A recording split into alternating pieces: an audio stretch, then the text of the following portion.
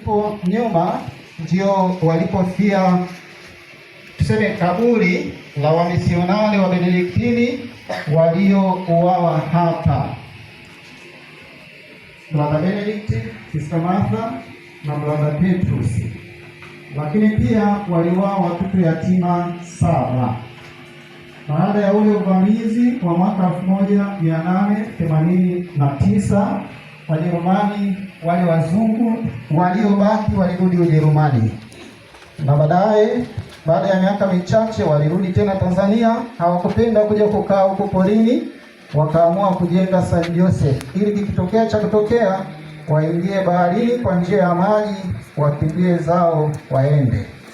Kwa sababu za kisiasa na mambo mengine, basi baadaye walilazimika kuondoka, wakawacha wakapuchini pale St. Joseph, wao wakaelekea kusini.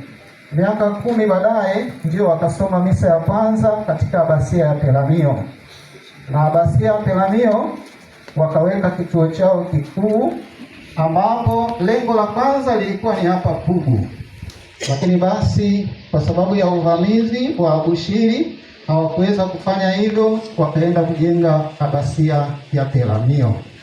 Kumbe hapa palibaki hivyo hivyo.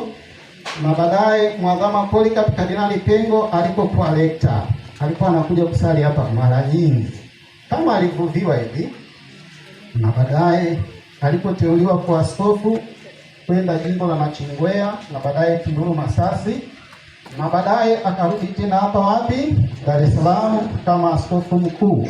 Akaendelea kidogo kidogo, nakuja anasali na watu wachache, na baadaye idadi ikawa inazidi kuongezeka, na baadaye akapatiwa kuwa kituo cha hija, na ni kituo cha hija kikuu katika jimbo la Dar es Salaam. Basi kwa sekunde chache tumwombee Baba Mwadhama.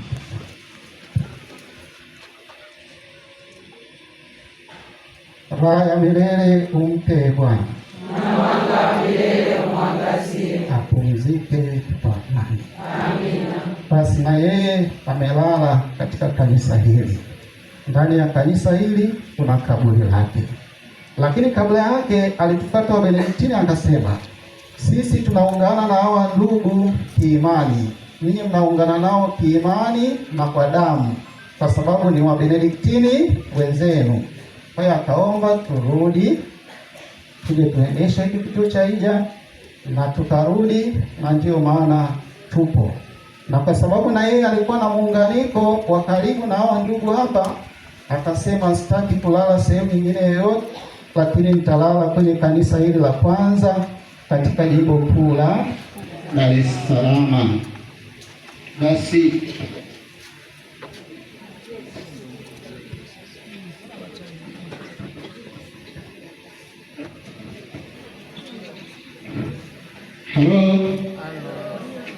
ya huko. Haya, basi kwa hiyo ndio maana sisi wa Benediktini tupo. Kwa hiyo lilikuwa tu kanisa ikajengwa Groto ya Mtakatifu Yosefu kama mnavyoona hapo, ilijengwa kwa mwaka, na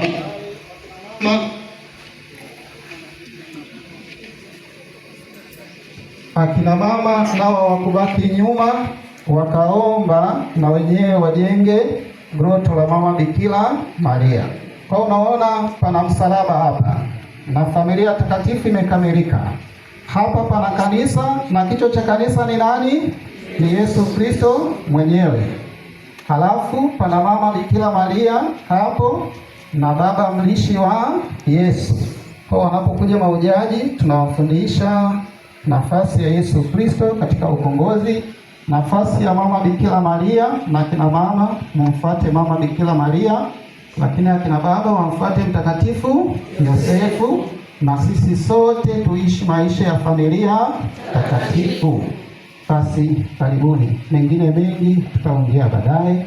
Kwa hiyo tunaandamana kwenda kwenye shedi, ambapo hapo ndio matukio yote yatafanyika. Karibuni sana.